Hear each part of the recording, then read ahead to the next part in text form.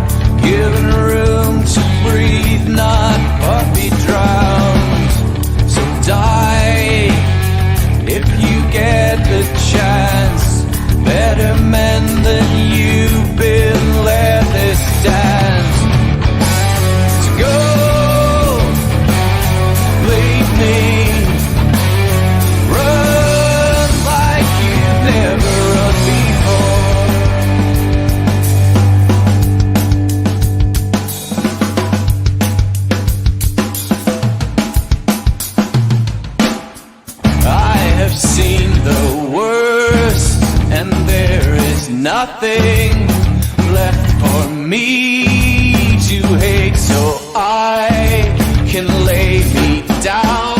My brothers on the ground, I bled today until Coyote comes to raise me up and carries me.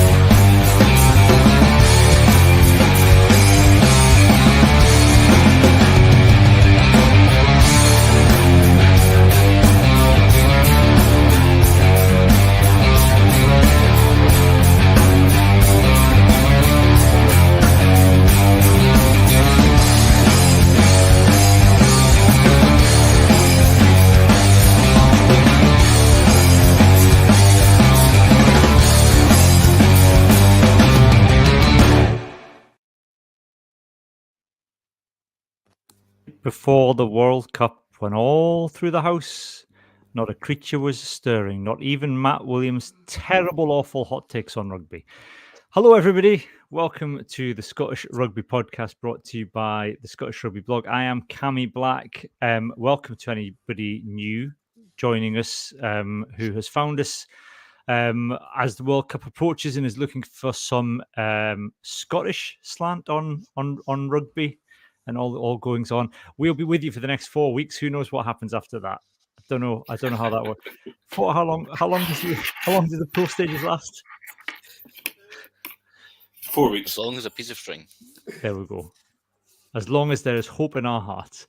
Anyway, joining me this evening, we have Craig Manson. Hello, Craig. Good evening. How are we doing? We've got Johnny McGinty. Hello, Johnny. Johnny's not saying hello. Hello, Johnny. Hello. He's just scratching his neck. Hello. We've got there eventually. And Ian, hey, hello. I said Ian. hello. Bonsoir. Johnny seems to. I thought that was a prison door behind you there, Johnny, but actually you've got your door open and there's a picture that's been reflected in the window. I thought it was Johnny is coming to us live from Barlini tonight. I think Johnny's having a problem. He's completely and utterly like. I think he's too tired from his job today. He's just It's like, soul. do you know when the 80s when they used to get people by satellite from outside broadcast by satellite? And they ask them a question. It's like the Alan Partridge thing where he keeps answering the wrong question. Actually, see, like in the reflection, I can tell that Johnny has. Is that a Jaws? Yes. Now Johnny's moved to Jaws poster behind them. I could see the shark in the reflection. Johnny seems to have frozen. Johnny's frozen. Yeah. I think that might answer the problem as why we've got a delay on Johnny. Anyway, hello everybody and welcome to the podcast. If you are watching us live, Jaws artwork, Ian. There we go. Johnny's joining us tonight via Sputnik. We're bouncing a signal up into the moon and then bouncing it back, and that's why there's a slight delay on Johnny McGinty's responses to everything we're saying. Anyway, hello. If you're watching us live, we're on Twitter, Twitch, YouTube, and we broadcast live every week. You can then download us afterwards in an audio format on any of your normal podcast apps. We also have a Patreon, which is patreon.com/Scottish Rugby Podcast, where for a very small amount every month, you can get a bonus weekly podcast where we do swears. I'll be honest, we don't swear on this podcast because we know some children and families like to listen, but we do swears in the Patreon podcast, and we cut loose and go into a bit more depth on some of the issues we have covered.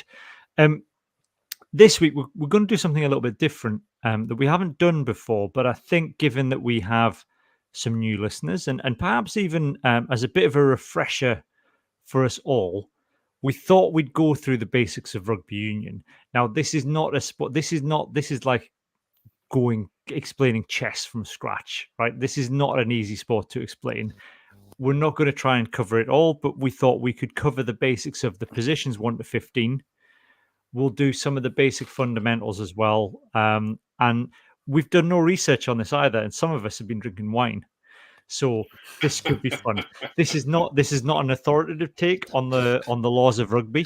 And that is the first lesson. Lesson number 1, it is laws, not rules.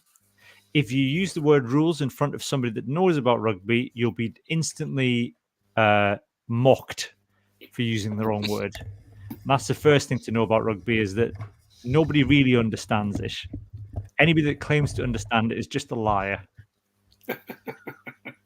Doesn't mean it can't be enjoyed. To be fair, though, that does theoretical cause physics, some of us to say rules on purpose.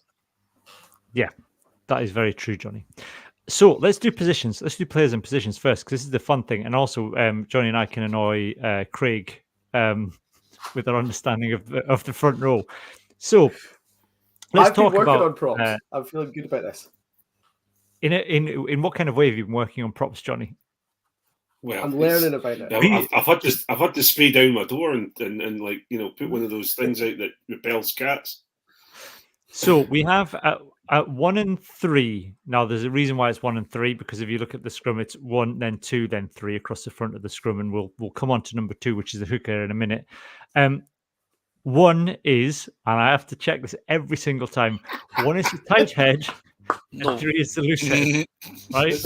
Are you just? Other way around. Like, I'm glad we're not on the Patreon, because I was about to swear there. I take it you're doing that just to wind me up, Cameron. And if you look at it, right, on from an aerial point of view, right, at the thing, like, it's the one's always on the right, isn't he? Yeah. This is the problem. It's the opposite of lefty loosey, righty tighty. Yeah, it's mental. That's why I find it confusing, Craig. Hang on a minute. Well, hang on. Depends which way you're looking at it. Yeah, if you're looking at it from the position of the actual scrum going forward, if you're the attacking scrum, the lefty, the loose head is always on the left. Yeah, but if I'm looking at it from an aerial point of view, the way that it lines up, the way they put the lineups pre-match, it's not. Yeah, they always do. They always put. They do 1, 2, 3 from. Yeah, no, they always put the loose head on the left. Yeah, loose is always on the left. Yeah. Well, that's true. It's the tight's on the left. Should be on the top. 1, 2, 3. Do they do it the other way around? 2, 3. Three's tight, and he's always on the right. Tight is on the right. Yeah. Loose is on the left. Is Cammy fishing for like Jaws here? Hang on. Tight is on the. We're going to need a bigger boat. Tight is on right. Tight If is you're on doing the 1, right. 2, 3. Yeah. No. So if you're reading from, Tight is on the left. left to right, if you're Left. reading from left to right, Okay. 1, 2, 3. Yeah. Right. According to the World Rugby website. Right. According to the The Rugby loose World, head World is Rugby the web- loose head's closest to the Look, scrum it- half, and they're on Right. the left. So what number is the loose head? 1. Not 1. Not according to the World Rugby website on positions. This is where the confusion's coming from. World Rugby are going to Get get away. a strongly worded email. Not according to some fantasy World Rugby, the game, beginner's guide, positions by number, number 1, tight head prop. That's on the Get official away. World Rugby website. Genuinely. This I'm checking this. immediately.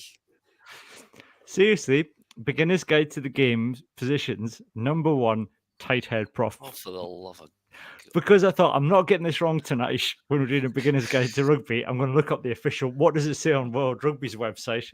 And it does. Number 1, tight head prop. And also number 16 then, assumingly, on the replacements bench. No, the subs bench, we'll call it. The finishers It bench. does say that. He's right. It does. I'm right. You see, Acid Casual on Twitch. I didn't realize the explanation of the laws of rugby would start with what is left and what is right. Well, he hasn't been Or coached us. by me before. You know what it is? Us having to point on out their that World Rugby infographic at doesn't the know the top. difference between left and right. Yeah. Go on, Johnny. On their infographic at the top, they've got loose head 1 on the little infographic. But then if you go down positions by number, it says 1 common name tight head prop. That is So their embarrassing. infographic, well, that is embarrassing for World Rugby. So see, it's not Oh, my fault. really? So it I is. mean, But then, So to be that's fair, the way it's. So that does work then. Lefty, loosey, righty, tighty. Yeah. So the system works. Yeah, That's right. yeah. We're good. yeah, it does. Yeah. Go there. Go there. that is so bad. I'm To pleased. be fair, I'm it pleased we've also got that says out the blink side flanker. Nice. all the small things. We'll come on to that in a moment. Scrum Matt halves. Sim just simply says Jesus wept. Hello, Matt. Welcome to the podcast.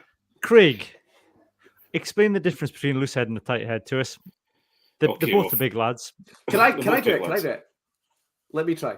Go on. Can we- on you go. let's let Johnny do it, and then I want you to score him out of Alright. 10. Okay. Okay. Loose head prop, party prop. He tries to wreck the opposition scrum by pushing forwards and trying to spin it round because he's got more space because he's not bound on both sides. Tight head prop, anchor prop. He's to keep your scrum stable, and his job is to try and fend off the opposition loose head. Is that right, Craig? What are you scoring in there? Probably a 4 out of 10. That was much because better than he's- 4. because We're about he's- to get technical, lads. because he's given a sort of a whimsical, non-informed. No. He's all right. He's done all right. Actually, he's done all right. The tight head prop is the linchpin of the scrum. You build all your pressure on the tight head prop. So your hooker binds onto your tight head prop. Your loose head prop binds onto your hooker. The loose head prop, in basic terms, has a loose shoulder, so his shoulder is out and available to move, whereas the tight head prop, both shoulders are tied into the scrum as such, with a player on either side of him, and his head has got a head on either side, whereas the loose head doesn't have a head on both sides. It's loose. So it's loose, exactly. That's where the loose comes from. That's basically exactly what I said, but with more. It really isn't. There was party prop, and there was all this, and there was this, that, and the other. Yeah, So trying to what make it he- exciting for the newbies, Craig. what I would say, however, is the loose head prop. God, I'm going to be here all night. No. The loose head prop can affect on how the drive is taken forward, but also the tight head prop can also change a drive quite. What's the word? Can split the opposition scrum apart with their drive as well. So there's a little bit of come and go with Johnny's description, but I could get even more geeky about it, but I'm not going to save everyone's falling asleep, because I know Johnny's tired. See, I thought we were supposed to be talking nonsense about this, Cammy. That was my understanding of the rules. And here's Craig giving us a Petrus de Plessis like masterclass. What you've got to understand is that I don't take propping is serious. I don't take it. I can't. I just can't. You bring myself. can't. Yeah, exactly. 100%. We'd expect In line. nothing less, Craig. Oh. Number 2, then. So in between those two, we have the hooker, which is clearly anybody new to the game, an absolutely ridiculous name for a position. And if you're thinking of making a joke about the name, it's already been made numerous times. So let's not bother. So the hooker's job. My brother's a hooker. And he will tell me they're vitally important in the scrum, Craig. But it essentially nowadays, I think for anybody that maybe has dips in and out of rugby, Ross Ford era, the hooker was almost like a third prop there to kind of push. But now the laws say they have to attempt to strike the ball. So they have to, like almost like old school. If you watched the rugby back in the day, they had to have one leg on the ground and one leg out to try and strike the ball as it comes into the center of the scrum. So they don't have the same kind of influence, I guess, in terms of the shove as they once did. It depends very much. You can strike the ball with your knee. So if the ball is fed in straight, which is very rare nowadays, you can stop the ball with your knee and drive through, like Ross Ford was taught, and Ross Ford played all those years ago. But you have to actually show the referee that you're striking the ball, so that the ball has to be stopped and move slightly with the knee. Very rarely nowadays are you going to stop the ball with the knee and push forward. Most of the time it's a strike, because hookers also are becoming more and more athletic and less bulky, so they're able to move on the props' shoulders, because obviously they're tied in with the props. They can move their hips. They can move a little bit easier than hookers of old. And then the other job that the hooker has is to throw in for line-outs. So that is where the ball goes out of play on the sidelines of the pitch. The hooker then, if they have the throw, has to throw straight between two lines of players, which I don't think my brother has ever done in his life. Bless him. And I don't think there's many hookers that can do. So that's the other role for the hooker. And I think one of the things that people often, and again, I get this, my brother always blames his jumpers. So the hooker's job is to throw in straight, but there is a timing issue, and they have all sorts of different calls. Back in the day, yeah, there we go. The hooker's job is to take the blame for poor lifts. On the comments, yeah, the hooker's job is to take the blame for the poor lift. So the hooker has to throw in straight between the two lines of players, of the opposition players and their own team's players when they throw in. But they also have to hit their jumper, because each line will try and jump, and they'll be aiming for someone because they'll have agreed going into the line out who's going to jump and what pattern they're going to jump. And there's all sorts of secret calls that go on. Ours used to be Harvey Bristol Cream, and it depended on which emphasis you gave to Harvey Bristol or Cream as to whether you're going front, middle, or back. That tends to be the way, yeah. I'm not telling you what ours are because we're still using them. Yeah. But there's all sorts of weird secret calls. So it's not always, in defensive hookers, it is not always the hooker's fault when the catcher doesn't catch it. It's mostly the hooker's fault, though. Tell you what, Craig knows a lot about the front row for a winger. Wait till you hear what I know about the wing. He's a utility player. Locks then 4 and 5. Now the locks have two key jobs as far as I see it. One is obviously to be the very, very tall players that jump or are hoisted into the air at line-out time, but also to shore up the scrum. Now, I'm going to come back to you again, Craig, because there is kind of prop talk here. How important is it to have a big, tall man pressed up firm against your arse when you're pushing forward? Can I just sort of also add this, because people sometimes go on about how it's like a tight headlock.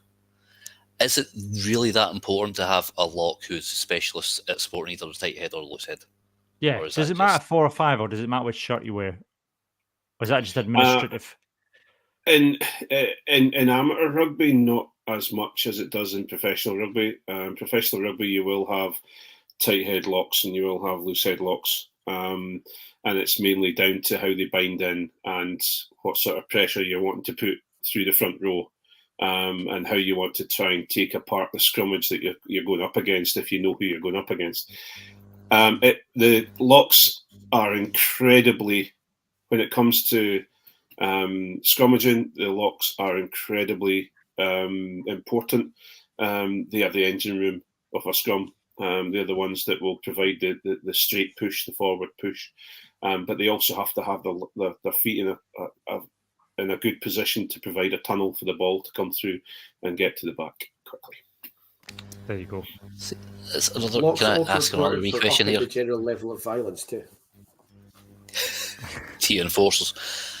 See, when it comes to like having a lock behind a prop, is just sort of, does the prop's leg length sort of depend on where this guy suits better for going on this side or what have you? Not really. Hopefully, you're going to have your prop with we could go back to the old adage of Xander Fagerson when he started and used to always overextend his legs. You want a Z shape or an open Z shape. So if basically it's two right angles on the legs when you're set up in scrum, almost like you're squatting weights, but also on a flat plane rather than a horizontal plane. So length, how big your prop is and how big your second row is shouldn't really matter. The drive should be going through the base of your arse cheeks, straight up your back. So basically, their back and the props and hookers' backs should all be in one line, and almost like a spine as such. And which is why it's referred to. That's kind of referred to as the spine of the scrum, isn't it? Then that's how. And it is important that they have longer arms, so they can reach, because they have to reach between the props' legs to reach the shot. So you don't want a short arm lock, or they're not grasping the shot; they're grasping something else. We see that again. That's where we change things slightly nowadays. We're looking for a really tight bind, so the bind comes through, and you're almost. In the old days, you would have a props pocket in his shorts, but you no longer have pockets in shorts anymore. So you're trying to get the and if anybody can see on our video, you're trying to get your hand as close to your ear as you possibly can. When you're binding onto the prop's legs. So you're basically round their thigh and try to get as tight a binding as you possibly can. There we go. So that's the locks. Back row then. No, I think it's interesting with back row because traditionally you would say your six is your kind of Rob Harley type role. It's your enforcer who roams around the pitch just causing random violence. Your seven's your kind of dark arts. With a mullet. With a mullet, kind of going around trying to snaffle the ball and constantly being offside. I think it really, the kind of difference between 6 and 7 depends on the team that's playing these days. But I think it's safe to say that both open side and blind side flankers roles are both defensive and attacking, and that from a defensive point of view, they're trying to constantly disrupt and cause problems for the opposition attack, and then in attack they're going to offer themselves up as carriers. Yeah, and usually your 6 is maybe the sturdier, either like you're saying, you do have your sort of archetypal 6, but then there's also this habit for turning a lock, using a lock and an athletic lock. So you would see Sam Skinner. Sam Skinner can play 6. Yep. Skinner would play 6 if he was to switch to the back row and can play lock as well. So they're sort of maybe not as mobile. They're definitely not as mobile as an out-and-out open side. They're the nippy on the shoulder guys usually. Yeah, and the other ones, they're your fetchers. The 7's a fetcher. Your 8 and your 7 are your fetchers. They go out, and they're most of the time, the way they're setting up is they're going out to hunt 9 and 10. Usually, we try to have the 7 hitting the 10 as quick as he can, putting as much pressure on the 10 so that they spill the ball. Or if you do put a tackle in, then you're going in to jackal the ball off the 10. So that's where the 7 kind of comes into it. It's a little bit more. They've usually got more pace. That's why if you look at Jamie Ritchie and you look at Hamish Watson, usually Hamish Watson would set up as a 7 because he's the more athletic of the two. Yeah. But you'll also see if Jamie Ritchie's at 6, he's probably, I would say now, he's probably more of a fetcher than Mish is. Yeah, well, you're going to see this. I don't think you're going to see Mish very often. I think you're going to see probably Jamie Ritchie at 7. Oh no, sorry, Darge at 7 and Jamie Ritchie at 6. But yeah, Jamie. Don't get me wrong. I'm not taking anything away from 6s. 6s are still a good fetcher. It just tends to be a 6er. A 6 is slightly slower. The 6 is the first to the 6 is the first to the handbags. Let's be fair. Pretty much. They're usually punching the other the tight head prop in the side of the head. Yeah. And then your 8. I mean, your 8 does have. I guess your 8 has a role to play in the scrum and pushing forward. I mean, I'm not sure what much impact the either open side or blind side has particularly. I mean, we've had Scott Steele at flanker for Scotland before, but it does have a role, I suppose. Craig, and we'll come back to you as the front row and kind of pushing through from the back, but also controlling the ball at the base of the scrum. But then is probably the carrier in attack as well. Yeah, 8s are usually, and again we're talking about almost things that have kind of fallen into place with rugby, and it's almost a generalistic look at it. But the 8s are usually very, very strong in contact, moving forward. They're wanting to get over the gain line.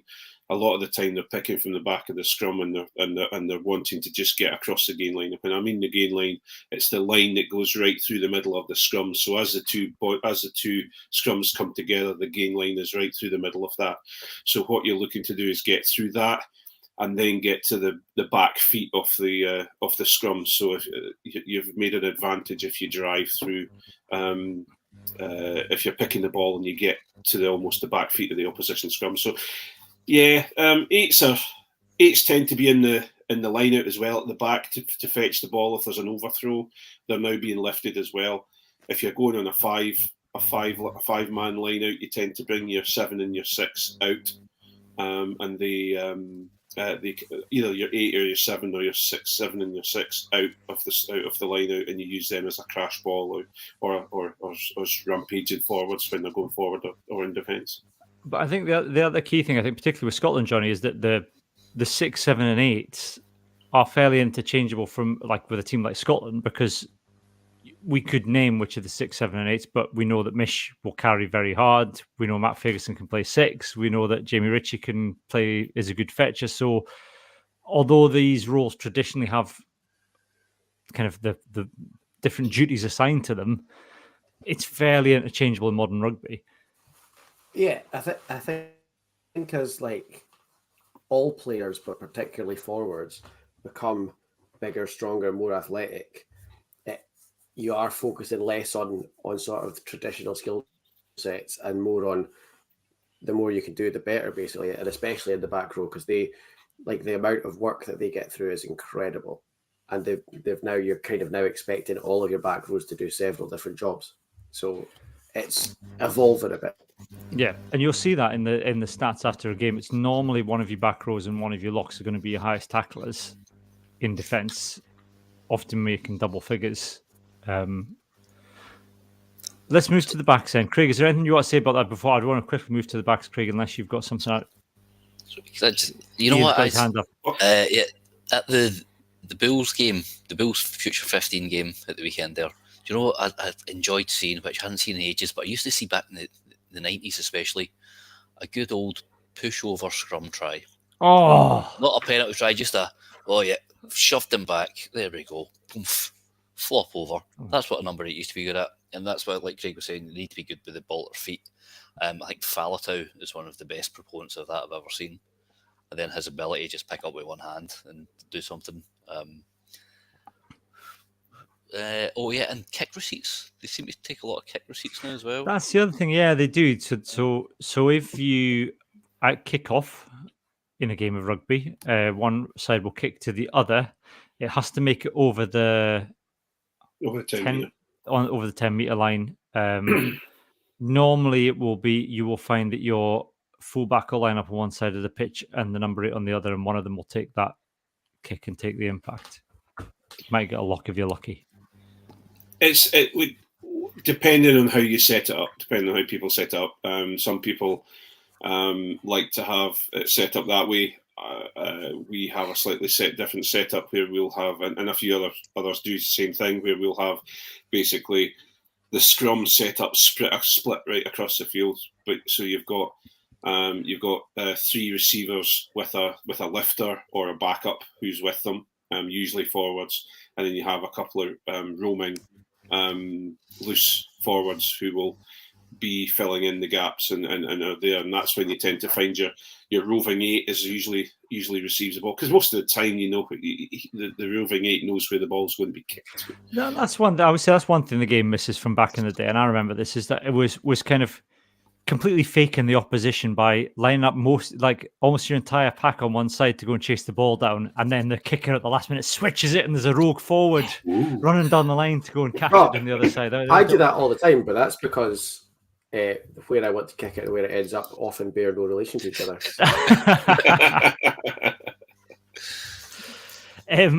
The backs then, so scrum half, probably one of the most active players on the entire pitch, and a really kind of key position, number 9. The key link between the forwards and the backs. Their role, Johnny, to kind of deliver clean ball from the back of a scrum, but also to deliver clean ball from back of a rock and kind of act as that connect. Yeah, theoretically, the ones who are the best at passing the ball when it's on the ground. Not always the case, but they should be the first one to every breakdown to be ready to tell the forwards who's going in to decide what you're going to do with the ball, to kind of marshal everybody around the pitch, to start as many fights as possible. If you just imagine like the smallest, angriest, yappiest dog you've ever seen in your life, but it can theoretically pass the ball off the ground. That's a scrum half. Yeah, but also the one that will run away the quickest from said fight and expect everybody else to step in their place. One of the last URC games, George Horn did some peak scrum half, just noise up. Yes, he'd already been. As it went to go retrieve the ball, accidentally barged into the lock. Sort of thing, like, wait, it wasn't me. What are you talking about then? Oh wait, I'll just wait for the big guys to come in, throw the ball at them, run away. It's like your wee annoying brother. That's what the scrum half is. Yeah. Expecting for the big brothers to come in and sort out all the problems.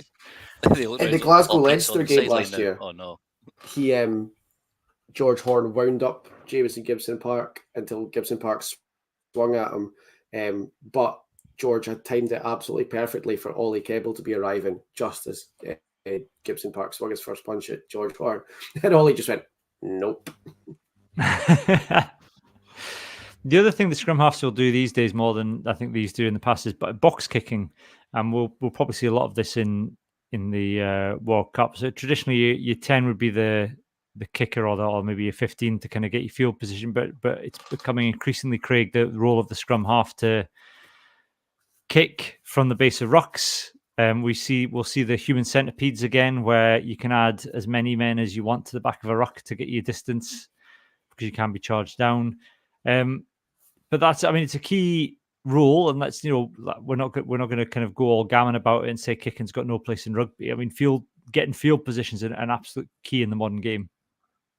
Yeah, because especially when you're talking about professional games, defence is becoming better and better, and there are going to be times where you're pinned back into your 22 or you're pinned into your own half, and you're almost at a point where if you keep throwing the ball out to 10 to 12 or whatever, and the defence is smothering you as much as they usually do, you're not going to gain any advantage. So basically the box kick is there to, if you're in your 22, you kick it straight out, so you can get yourself a breather and also get some field position, and you've got a line out. Okay, it's the opposition put the ball in, but you have the opportunity to steal. But also, depending on the weather, depending on your strategy, a lot of and this is where the gammons kind of get involved in and say, box, kicking has got no place in the game. Kicking has become a way of gaining field position because you're testing the people catching the ball, and you want to give the ball to the opposition to make them to push them to make a mistake. And that's, for example, we'll have Ali Price put the ball up, and Duhan van der Merwe charges down the wing towards the player who's receiving the ball. Usually the player looks up, sees Duhan's coming at him, and because they're looking up at Duhan, they struggle to catch the ball. Or they catch the ball and then get halved by Duhan. Yeah. Anything else on scrum halves? We're happy we've covered that, most of their role. They're allowed to, they can stand at a scrum half can stand within close to lineouts as well, but it doesn't have to be the scrum half. It can be a loose forward. You can designate a scrum half. Yeah. A receiver. A receiver. That's a good way of describing it. So you can have a receiver next to your line. That can be a scrum half. Otherwise, everybody else has to stand 10 meters back. Is it 10? I thought it was 5. 10 meters back would be 5. It's not 10 meters back, 5 meters sides.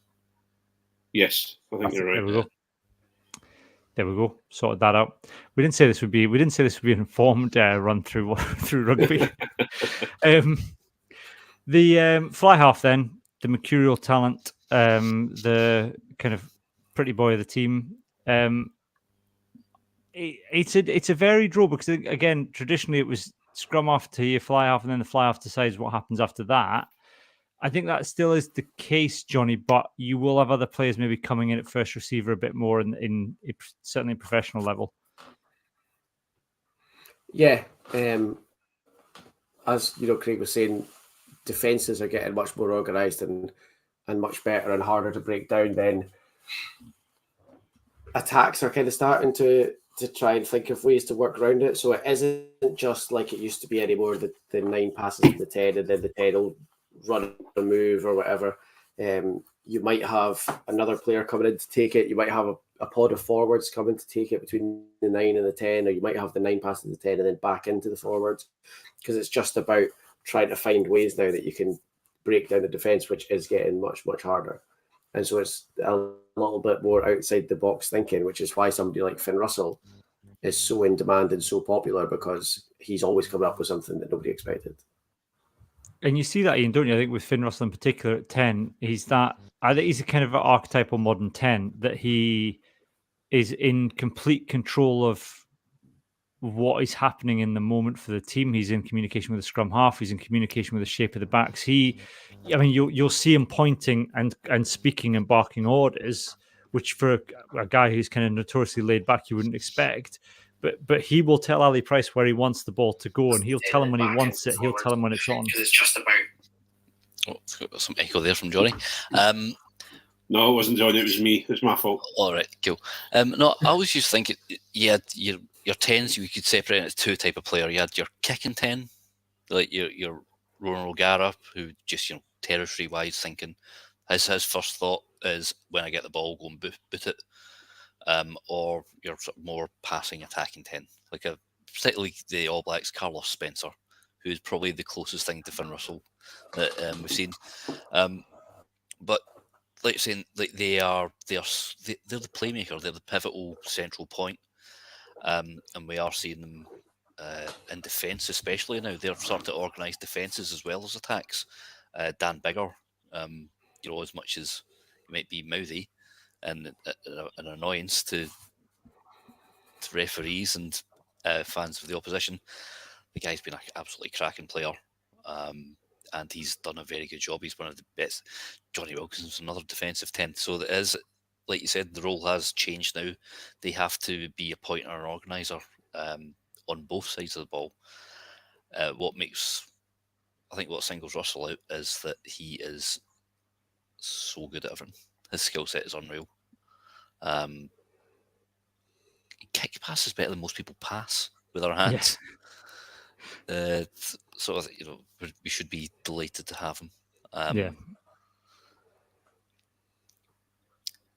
than that, I'm done now. I'll let other more learned people advise while I think territory kicking is really key for your 10 as well, Craig, as well. I think that's the other thing that you get from kind of Finn Russell is he's these days fairly pinpoint accurate and does make the right calls about when he wants it to go down to, get the team into the 22 if nothing's happening, or if he spots the somebody in the backfield slightly out of position. You'll get your 50-22 maybe, where you kind of kick it from within your own half. If it bounces out in their 22 area, then you get the throw in, and we've seen that a couple of times. So I think having someone with a boot at 10 as well is absolutely key. Yeah, I think it's you tend to find you have your trifecta of your 9, your 10, and your 15 all working together, especially in attack when you have the ball, and they'll all be able to kick, and they'll always be looking for the 50-22. They'll always be looking for the advantage, looking for the because of the 50-22. You're now having to leave a defender back a lot of the time, if not 2 defenders back, to try and fend off the 50-22 kick.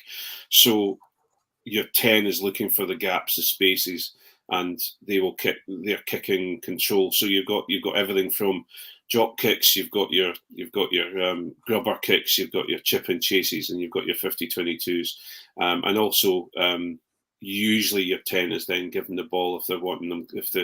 If you're in the 22 and you've got a penalty, in the opposition's 22 and you've got a penalty, they're the ones that kick the ball to into touch to get the 5 meter line out, etc. There was a video today, Johnny, on what was Twitter, of the last time Scotland played South Africa, and looking at how South Africa targeted Finn Russell and the big hits they put on him.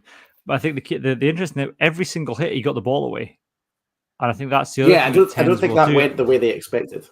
No, I think that's the other thing a good 10 will do, and you see it with Johnny Sexton particularly, and also Finn Russell, is they'll almost kind of invite the hit because you can't get. I'm going to get you out of position and manipulate the defense, and I'm going to get the other guy away. I don't care how hard you're going to hit me. I'm going to get my pass away. Yeah. To go back to Finn again, one of my favourite Finn tries, or actually it was Sam Johnson who scored from the 38 all-draw game against England a few years ago, where he brings the ball to the line and he holds it just long enough that one of the English defenders rushes out the line to hit him, and as they're hitting Finn, he just pops it up and Sam Johnson goes right through the gap where the defender came from. And that's something that if you're a really brave 10, which a lot of them are nowadays, you could do that. You make someone want to come out and put a hit on you, and as soon as they do that, you've left the space for somebody else. And Finn is a world expert on holding the ball just long enough that he can get it away, but he's made a hole before he does it. I think the other thing that kind of people don't really realise is when you start to get to that sort of level of rugby is just how quick everything happens. So it's having the mental speed to see that happen and go, all right, okay, that's where I can make a gap. Yeah, and it is literally in like half a second. Yeah. If we were doing this numerically, we'd obviously got number 11 next, but for some reason, some historical reason, number 11 doesn't necessarily line is a winger, right? So we're going to do 12 and 13, and we'll come to 11, 14, and 15 in a bit. What if anybody knows the reason why number 11 is a winger and comes after number 10? Please let us know. I'm going to just assume. It's like, my biggest one is why is 16 the hooker? Because that makes no sense. Because like wings, like the football formations 7 and 11 were usually your wingers, so maybe we can excuse that. But yeah, it's like, why is 1, 2, 3 now 2, 1, 3 on the bench? Who knows? If anyone knows, if anyone can answer that. I suspect World Rugby can't because they don't know the left from the right, as we discovered earlier in the spot. So then we'll do 12 and 13 next. So this is your inside and your outside centre. So 12 is your inside centre, 13 is your outside centre. Again, I think describing what a modern 12 and 13 do will depend on the team we're talking about. So we'll talk. I think it's probably easier to talk about it in terms of Scotland, given with the Scottish Rugby podcast. So I think the way that, you talked about Sam Johnson, Johnny, and Sam Johnson was maybe more of your direct running 12. I think we've got Siona Tuipulotu now. He did. He had a wonderful passing game, but I think you got Siona Tuipulotu now, and I think when Scotland have played well,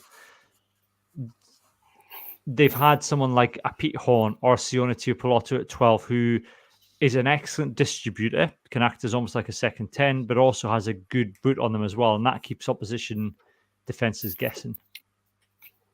Yeah, and it's kind of similar to what we said earlier about back rows in the modern game, is that from your 12 in particular, nowadays what you're looking for is options.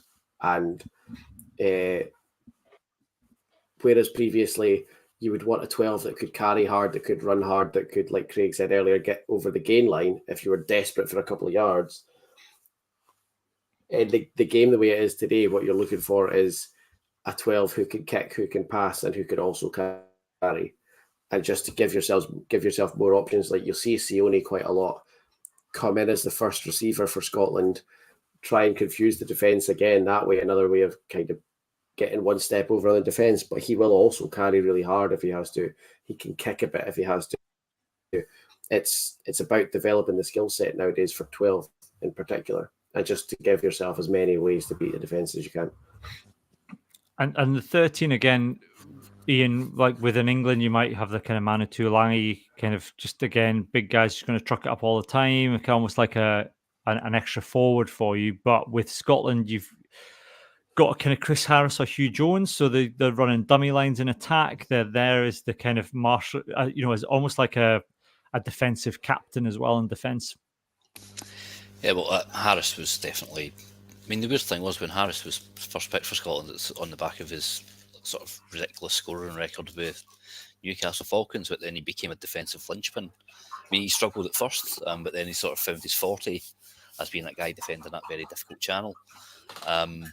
Hugh Jones, this was the thing with Tuipulotu. It's on record. I've said it. It's on that's been on this podcast.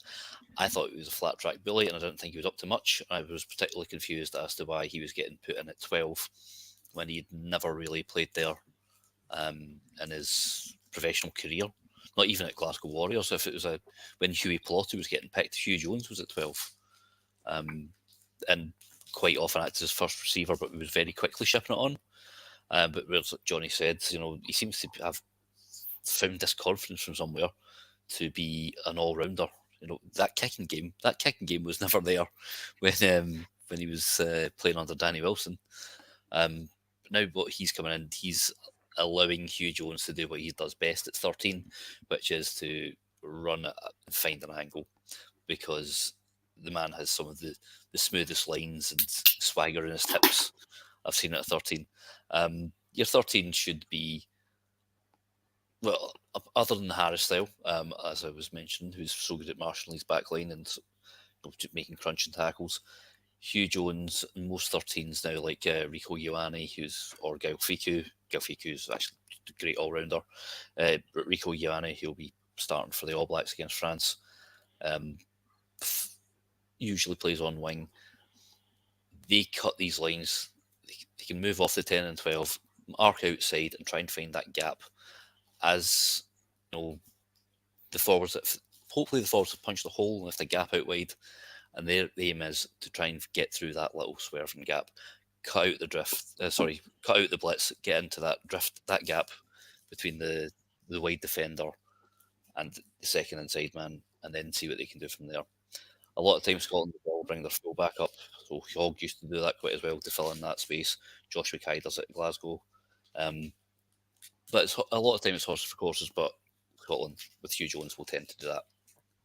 And I think that's kind of typical, Craig, of what Scotland are good at now. In that, I think, certainly for the past 10, 15 years, maybe even longer, the way rugby's been going is big guys smashing into other big guys. And if you're lucky enough, one big guy runs over another big guy and they make a few yards. But I think rugby's always been about going around, avoiding contact rather than making contact. And I think that's maybe key to this Scotland team.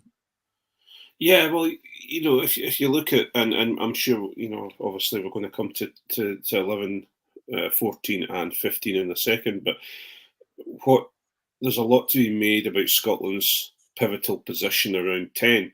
You've got now 15, 12 and 13 all giving Finn Russell options.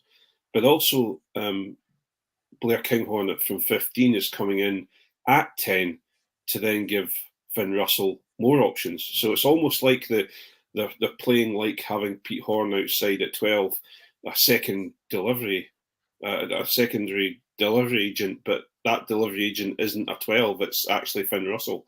So you've got, and this is, I guess, everyone was calling it experiment. Everyone was talking about the Blair Kinghorn experiment, etc., etc. This is what this.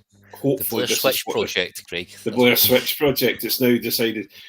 You're now fine. Nice, Ian. That's nice. It's almost like you write for yourself, or you write for one or something. That wasn't mine. Somebody, I nicked that off somebody. That's did you? Right, okay. Sorry.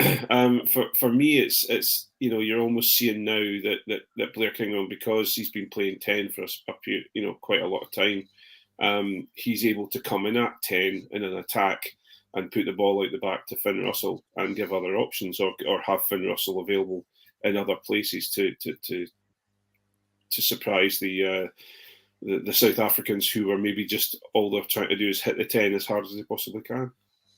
So I think Kinghorn a better player. I never thought it was going to be I never thought it was a great idea in the first place, but he was decent at it. But what it has done is made him a better player. And now he's an absolutely outstanding 15. Yeah. Not perfect, but no, who is.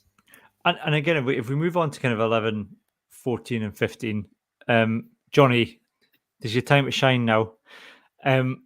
Again, going back traditionally, you're 11 and 14, we're just kind of there, they run up and down the line and they wait on the end of for a pass to kind of walk it in after all the hard work of the rest of the team. Nowadays, and there was an interview with Duhan van der Merwe recently where, he kind of drifted out of a game a bit, and Finn had just come up to him and said, "Jot the ball, come inside." So wingers will come inside a lot more. Maybe kind of Duhan more than Darcy Graham perhaps, but it's not just these guys. Although they'll finish on the wing, they're not always to be found on the wing. Yeah, it's always been a big problem, I think, for wingers, particularly once you go down the levels in sort of amateur rugby. The chances of most amateur teams stringing enough passes together to get the ball to the winger to score are real slim. So if you want to actually be part of the game in any sort of form, you've got to come off the wing, start looking for something else to do. And modern wingers these days do it really well, especially somebody who's the size and speed of Duhan van der Merwe. Come in round the back of a scrum, sort of short play on the blind side. He is the size of a forward, but the speed of a back. And when you've got that sort of physical combination, you want to use it as much as you possibly can, and find ways to get someone like that the ball, rather than just waiting for it to get to him. Is there a difference between 11 and 14, other than one's left and one's right? I'm not getting into that again. Yeah. Not as much as there used to be, because the game's moved on so much. There used to be, let me get this right. This is terrible. I've not played on the wing for about 15 years. 14 more of a defensive winger, because it was easier if everyone's passing off their right hand to get to 11. 11 is your left wing. So that was more of your attacking winger, because everyone's passing off their strongest hand to get to him. But that's kind of gone out the window a little bit, to be honest. It's everyone moves around so much now, and players are so much more skilled and drilled that actually it doesn't make the difference that it used to. And you'll tend to find one of the wingers, I guess, Craig, will drop back into the backfield when in defence, have your fullback, a winger, and then with Scotland, it's normally Finn Russell or the 10 back there as well to kind of take the high ball and run it back when needs be. And then you've got your other winger, which I think in Scotland's case with Darcy Graham is almost like an extra wing forward who'll hit rucks quite happily all day. Yeah, he certainly will. Well, we talk about in defence, we talk about the pendulum, and basically, if you imagine a pin right in the middle of the field, at the kick-off spot in the middle of the field, and a piece of rope that goes out to the 11, goes out to the 15, and goes out to the 14. as you're defending, if you're needing an extra man to come up, so as the 14 pushes up on the attacking team, your 15 will come up into the 14's role a little bit higher, and then your 11 will swing around, almost swinging the pendulum around, so that he's there for any kicks, or also anyone who breaks through the line and comes in. He's the last point of contact. And again, it goes the same way. If you've got an attack going the other side, the 11 will push up in defence, the 15 will come up a little bit further, and the 14 will come round almost into the 15 position to provide you the cover as well. So it should be a movable feast in defences as well as attack. If you've ever played in a back three, 2 experienced and 1 inexperienced player, the easiest way to wind someone up is to not be able to pendulum properly. If you're the inexperienced winger and you've got 2 really experienced people playing 15 and playing on the other wing, you can't pendulum right, it will annoy the tits off them almost instantly.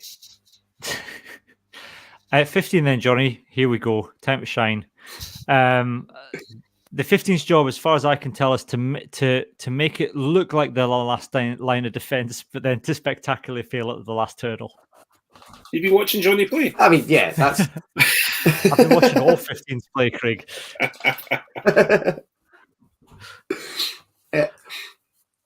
15 is theoretically a really important attacking and defensive job.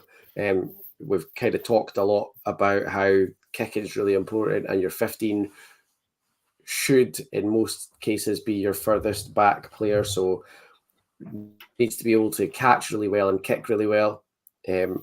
Needs to be able to come up and hit the line. 15 has the luxury of being able to come into the line, attacking line, really wherever they want, because they're coming from the furthest back and they can pick their spot. At the same time, we are supposed to be the last line of defence. I know a lot of fullbacks who think that tackling's overrated, but theoretically, we should all be able to do it the best because we are meant to be the last defender. That means defending kicks well as defending runners well, and being able to read where the attack's going to go, because a rugby pitch is really wide. You need to know where you need to be at the right time.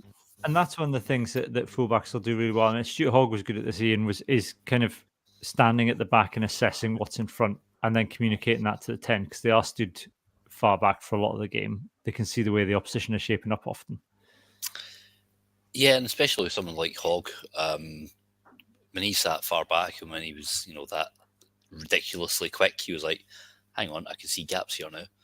And I see it as well, like some of the coaches, when I do matches for the offside line, especially Andy Hill at Glasgow Hawks, for the first season, he was stood at the sidelines. Then every year after that, he just stood at the back of the pitch, at one end. Usually they're the end that Hawks are attacking, just so you can see where the shapes are, the gaps are in the line. Hogg was quite often criticised for his last-ditch tackling. But things like the fullbacks, by the time, if a winger or somebody or anyone has burst through the defensive line and it's one-on-one with the fullback's on their heels. It's going to be very hard for them to change momentum and make sure the tackle's good. Freddie Stewart has recently been praised to the hilt as being one of the best fullbacks in the world. Then I saw a stat that he had some of the worst tackle stats in the English Premiership last year. I mean, so he's great under a high ball and he's a big physical presence, but his tackling isn't great. So tackling is a very difficult job at 15. The main thing is about, like you've been saying, they have to be a playmaker now, especially now. Scotland have to have a 15 who can jump into the line and be a playmaker, because we have that all-out sort of rush attack, trying to find those gaps, because we're not going to power through teams. It's about picking the little holes and having somebody run the line. Yeah. Hopefully, folks, you found that useful. That was a quick, an hour's run through 1 to 15. on the rugby field. We touched on some of the laws there. There's a couple of laws that's worth kind of pointing out that are new, that some of you may not know are coming at the World Cup. They've got the bunker now, where a yellow card, if someone's given a yellow card, the referee can ask for that to be reviewed and if necessary, upgrade to a red card on review during a 10-minute period. But then, as we all know, unless someone's got their barrister with them to defend themselves and offer a robust defence, who knows what can happen with those decisions. And the other one is we've got the what do they call it? The clock, not the countdown clock. Is that Shot right? clock. The shot clock. There we go. So we've got the shot clock. So it's 90 seconds for a penalty and 60 seconds for a conversion. I think I've got that the right way around. There's also very short. The tightening down on the time balls are kind of released from the base of the ruck, which if anybody saw Rob Harley counting down. -1, -2, -3. So That 5 was my seconds from the favourite. base of the ruck. Yeah, 5 seconds from the base of the ruck, and 10 seconds for a scrum seems ridiculous, Craig. But I've never seen a 10-second scrum in my life. No, absolutely not. But yeah, so we've got these new things coming in. So it'll be interesting to see how they're officiated. Before we go and do the Patreon podcast and kind of leave our main pod for this evening, we unexpectedly today the Springboks have decided to name their squad to face Scotland on Sunday. They've done that to avoid speculation and because the players know and they don't want any leaks from camp. Looking at it, there's nothing much. There's not much of a surprise in there, I guess, Ian. It's a very strong pack. However, it looks like it's going to be hot at the weekend, and I pointed out earlier on Twitter, every single team has had their welcoming ceremony in an air-conditioned hotel. Scotland wore full tweed suits in 40-degree heat outdoors. Now, that's smart by Gregor Townsend. He's using the welcoming ceremony as heat conditioning, right? That's what's going on there. But there is a couple of ways. This South Africa squad, they're the oldest squad in the tournament. You've got a fly half who I think's 27 and's got 9 caps. Their scrum half off the bench is fairly inexperienced. There are, I think, again, it comes back to if Scotland can go around South Africa rather than taking them on up front, there is a scenario in which Scotland could get a result. Oh, there's always scenarios. We get Doctor Stranger in here, we can have all the scenarios we want. It is pretty much sort of like, these names are kind of drilled into our heads. There's not a lot of changes. Like I said, just as you were saying that, I was looking at I went on Twitter and I saw how hot it's going to be because I heard Fiji, Wales, it's going to be like 35 degrees Celsius, which is going to be absolutely brutal. The South Africans have, they're not too bad at taking a wee sit down if somebody has a knock, if they want their pack to have a rest. How can you not be concerned about facing the world champions on the opening day of a World Cup? And after they've absolutely scudded New Zealand, I watched that game, all of it, and I was just like, Jesus Christ! All right, now I'm worried. But we have to take one at some point. And like the Georgia game, I'm just going to assume this lad was trolling when I saw you talking about it on our chat. Somebody on the Scottish Rugby Forum. Hi, Chief Co-Admin here. I don't pay any attention to it. He suggested that Townsend should be sacked at half-time. Now, I'm assuming this guy was just absolutely milking, just trying to fish. Scotland against Georgia, right? Georgia defended like lions. It didn't.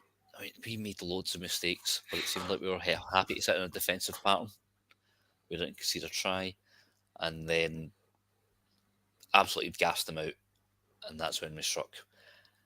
Can we do that against South Africa? I really don't know. We're going to have to hope for a miracle, basically. I don't know. How you lads feeling? I'm not liking I don't. I'm kind of Craig. I'd say Craig. I think after the France results give me some hope.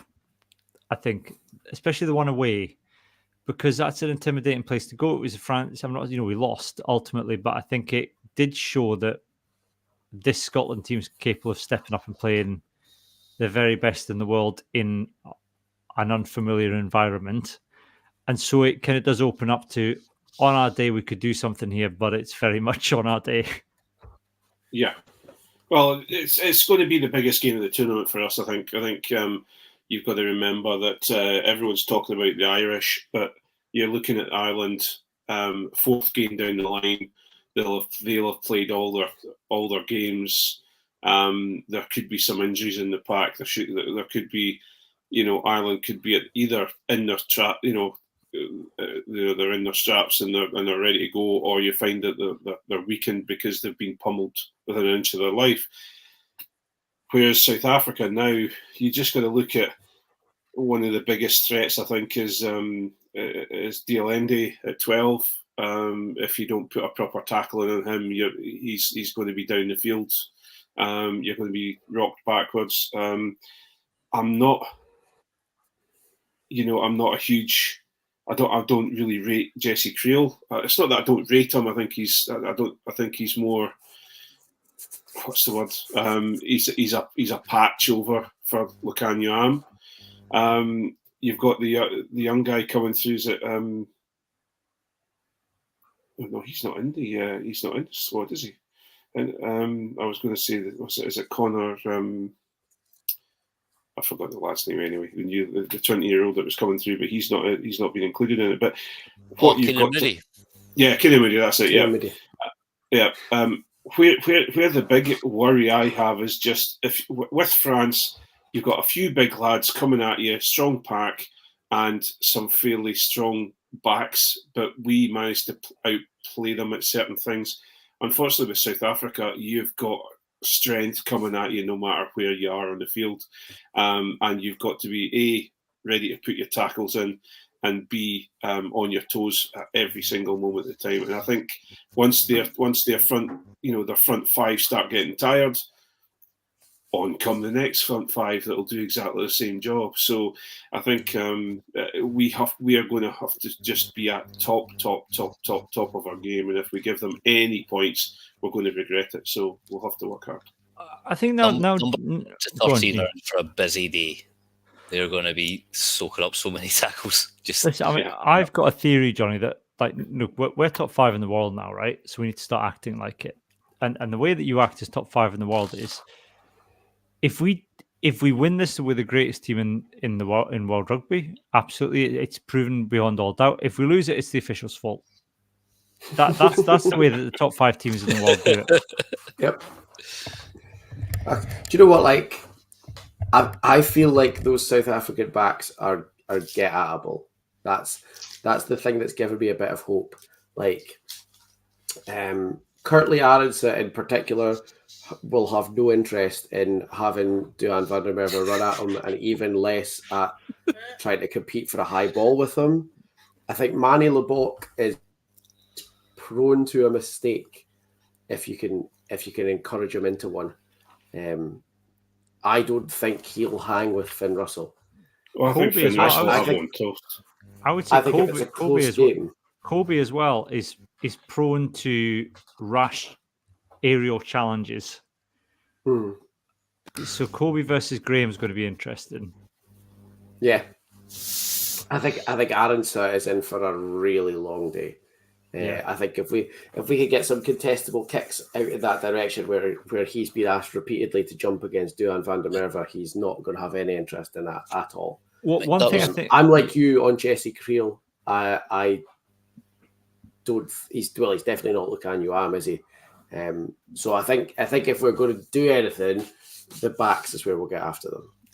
I would say, I think, go on, Ian. You go. One stat I recalled from the Lions tour was, despite the many slaggings that Scotland players took for their capability under high ball, South Africa absolutely crapped it every time Doohan ran at them. I think they dropped something like 8 out of 13, or like the number of times. His chase is excellent, just because I think earlier you said, Johnny, you see that brick wall coming at you, you can't help but take your eye off the ball a wee touch, like, this might hurt. I think one thing that the tests have shown us in the summer is if you don't want a stressful afternoon, tune in at 60 minutes, because I think the first 60 minutes are going to be painful watching. I think it's going to be tight. I think South Africa have the best of us. I think the last half an hour is where we win the game, if we can win the game. It's one thing that really concerns me is that if there are two teams in the world that will not let you back into a game if you're not in it from minute one, it is South Africa and Ireland. Like France, as good a team as France are, let us back into a game twice. We've had a few teams do that recently, and with South Africa, then again with Ireland, we need to be in that game from the first minute, because if we're not, if we let ourselves get 6, 9, 12 points behind, we will not get back in. Which I suppose is more how we've beaten England of late. Is we've led we've kept the scoreboard ticking over, and we've been in the chase all the way through, and then maybe kind of torn away a little bit towards the end.